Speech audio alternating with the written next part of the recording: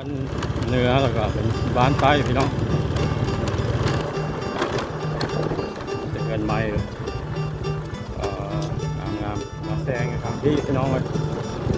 ทางเบื้องซ้ายมือ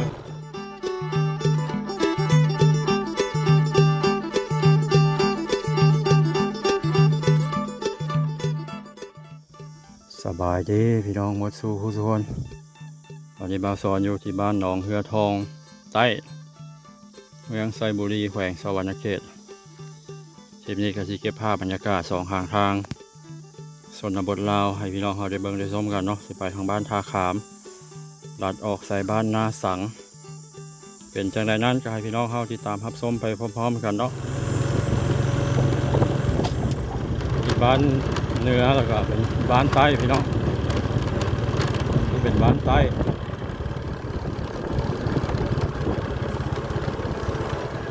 อาจจะเป็นเฮือนซ่านที่เขาเจ้าขยายมาจากบ้านหนองโพทองหนองเฮือทองเหนือเนาะเพื่อนก็บ่ค่อยหลายเพราะปันใดพี่น้องกระแจกกระจายกันก็ไม่จะเฮือนหลังงามๆเลยทางเฮือนไว้เฮือนก่อ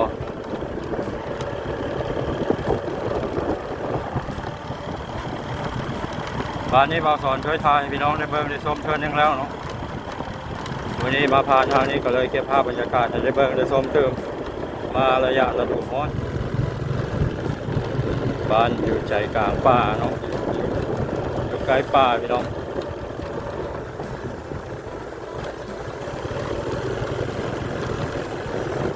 ร้อนปานไฟแผดเผาตอนนี้ก็ต้องร้อนว่าพี่น้องเอ้ย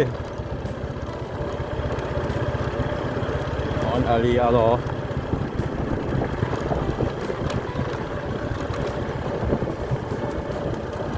ทั่วทุกภาคทั่วทุกแขวงระยะนี้ฮ้อนหมดเนาะว่าแต่ภาคใต้ภาคเหนือไกลสิฮอดปีใหม่ลาวแห้งฮ้อนเผา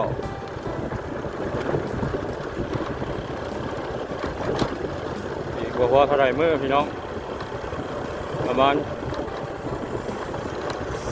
ณ2 อาทิตย์กว่าก็สิฮอดปีใหม่ลาวละเป็นหนึ่งในฮีต12ของลาวหรือว่าหมุนฮดน้ำกับแม่นพี่น้อง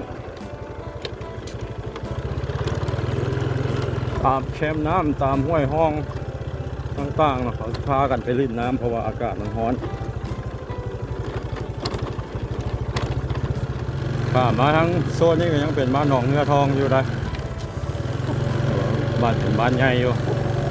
แต่ว่าเพื่อนซ่านกระแจกกระจายกัน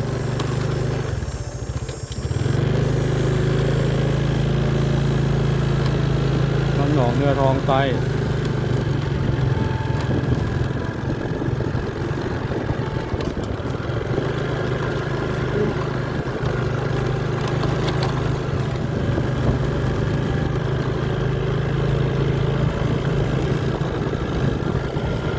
ทางโซนนี้รู้สึกว่ามีเงินหลายหลังอยู่เนาะ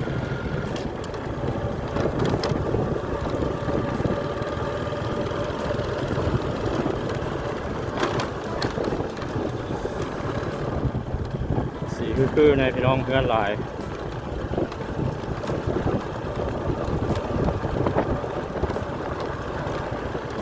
เพิ่งว่าจะอยู่ชนบทแต่ว่าก็มีไฟฟ้าน้ำประปาใช้เนาะ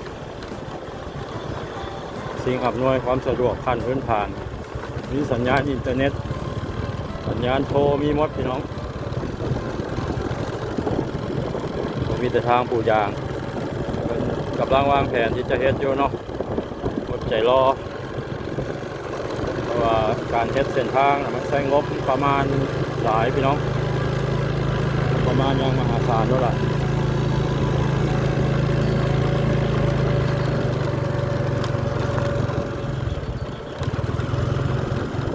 บ้านหนองเรือทองใต้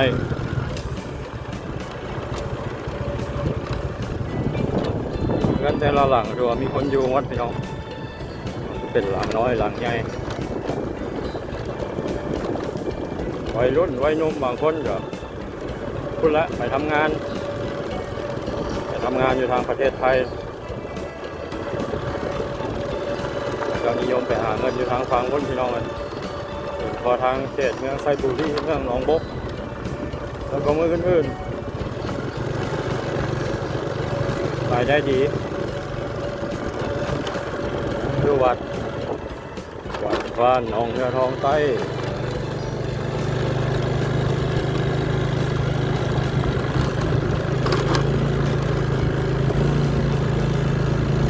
มีพระประจำวัด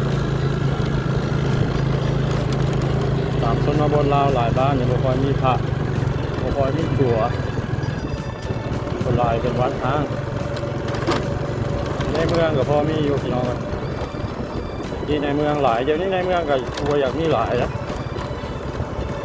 อย่างอยู่โรงเรียนสงฆ์ที่บาสอนเคยเป็นผู้สอนอยู่หันแต่ก่อนเดี๋ยวว่านักเรียนหลายเรียนสงฆ์ไปขมวน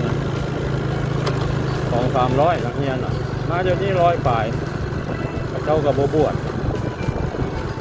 คนเริ่มบวชน้อย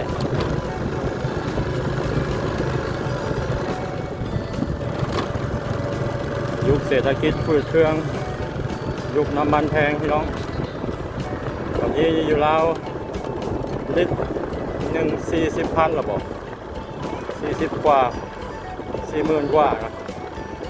เทียบใส่เงินไทยก็ประมาณ75หรือว่า80 บาทต่อลิตรถือว่าหนักหน่วงพอสมควรเนาะผลกระทบจากอย่างที่น้องคือซิวจากดีเนาะทางตะวันออกกลางนะโดยเฉพาะในประเทศลาวประเทศอื่นก็เหมือนกันได้รับผลกระทบด้วยกันรถโดยสารก็เพิ่มราคาขึ้น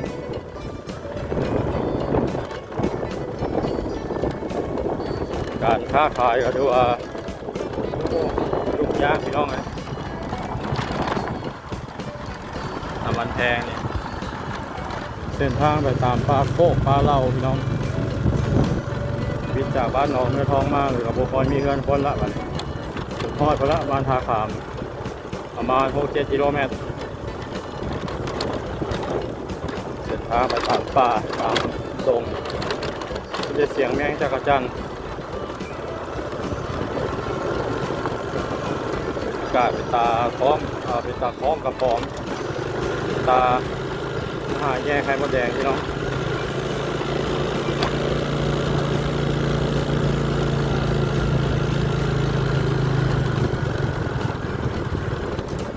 ฝนตกประมาณเดือนก่อนตัวตกหนักพอสมควรเนาะที่ให้ไปไม้ปงเริ่มปงไปแล้วพี่น้องเอาปลูกมันต้นดูว่ามันสำปะหลังกับเริ่มงามเริ่มขึ้นแล้วตอนนี้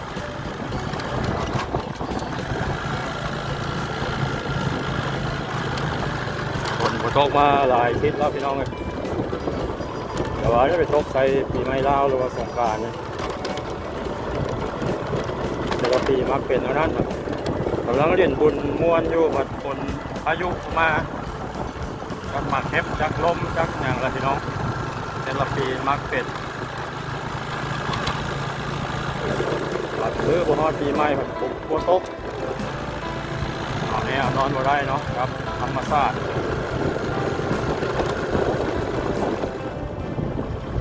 มีสวนไม้ยูคาลิปตัสนำพี่น้องแล้วสวนยางพารา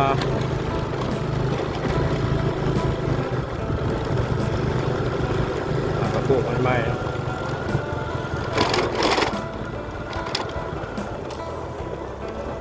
ไม่ยูคาลิปตัสเดี๋ยวนี้อยู่ลาวก็เริ่มนิยมปลูกหลายแล้วพี่น้อง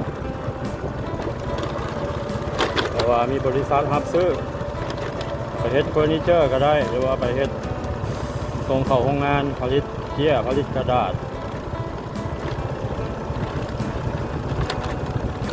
มีประโยชน์หลายอยู่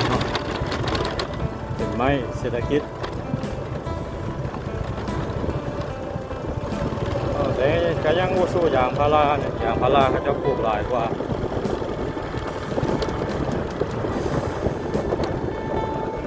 มีครัวพี่น้องครัวเล็กปลูกพื้นด้วยไม้ใกล้สิฮอดบ้านทาขามแล้วเส้นทางเส้นนี้เที่ยวได้ทุกฤดูนะเป็นเส้ ส้นทางการสัญจรของพี่น้องในเขตนี้เส้นทางไปให้ไปหน้าไปหัวไปสวนอายุหากินปลาหน่อไม้ก็หลายแถวนี้ไม่ไผ่ปลาไผ่บ้านย้ำดอกกระเจียวที่ออกหลาย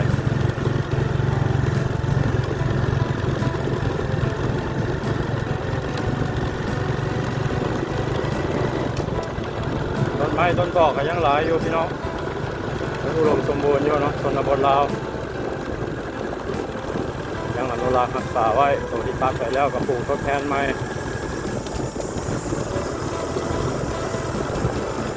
ทางหน้าเริ่มมีเพื่อนคนเห็นเพื่อนคนแล้วพี่น้อง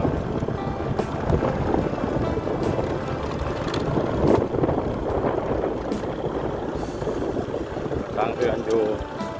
สวนยางพาราสวนยางกว้างขนาดพี่น้องเลย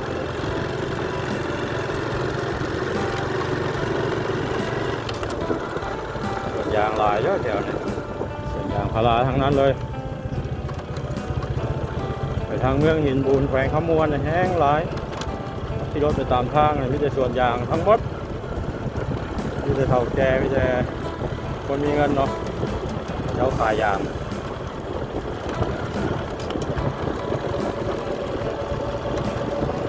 ปลูกได้ทุกภาคเหนือภาคใต้ปลูกได้หมดไม้ยูคาลิปตัสโอ้หลายขนาดพี่น้องไม้ยูคาหรือว่าไม้วิก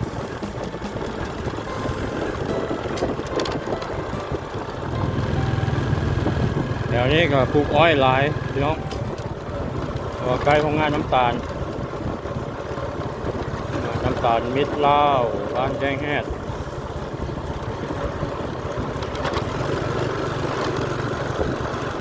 วันนี้การที่เราจะนอนไฮนอนนาเนาะ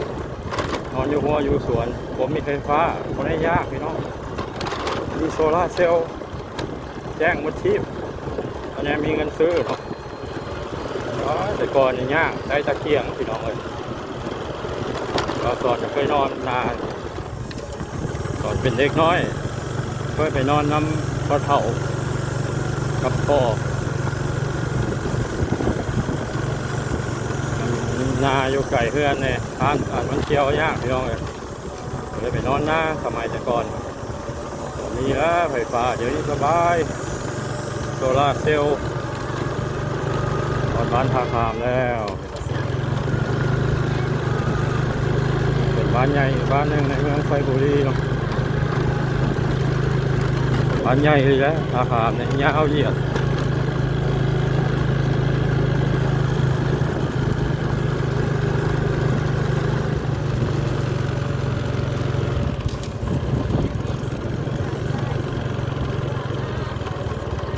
บ้านจิตแคมน้ำเซบางไฟ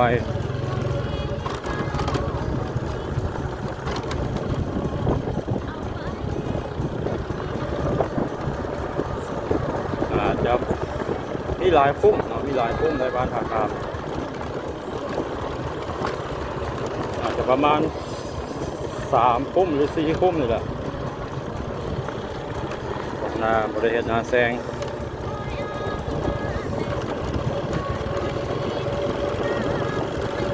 แต่ละปีเขาเจ้าจะเฮ็ดนาแซงมาปีนี้บริเฮ็ดรอเฮ็ดนาปีอย่างเดียวเนาะไถดินปะไว้แล้ว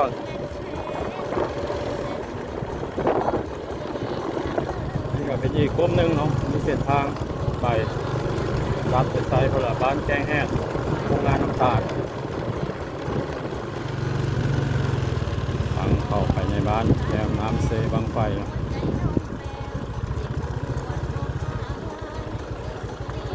เงินไม้งามดองวิวบอลเนี่ยทางเพิงเป็นไม้ทางลมก่อเนาะจะเป็นทางใหญ่คือใจกลางบ้านเนาะเป็นทางซอยแซงทางพี่น้องเลยทางเรือซ้ายมือนี่ก็เป็นอีกคุ้มหนึ่งของบ้านท่าคามทางไปวัดน้าแซงงามพี่น้อง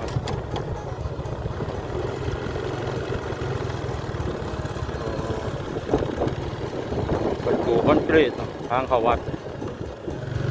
พี่น้องมาเบิ่งบรรยากาศน้อยหนึงเนาะเขาหน้ายังบ่ทันได้ทอดห่วงเถื่อ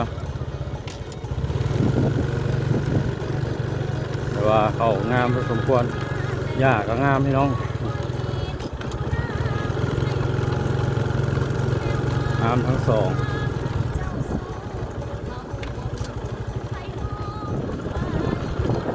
มีรถใหญ่มาเนี่ยไงง่องเหรอพี่น้อง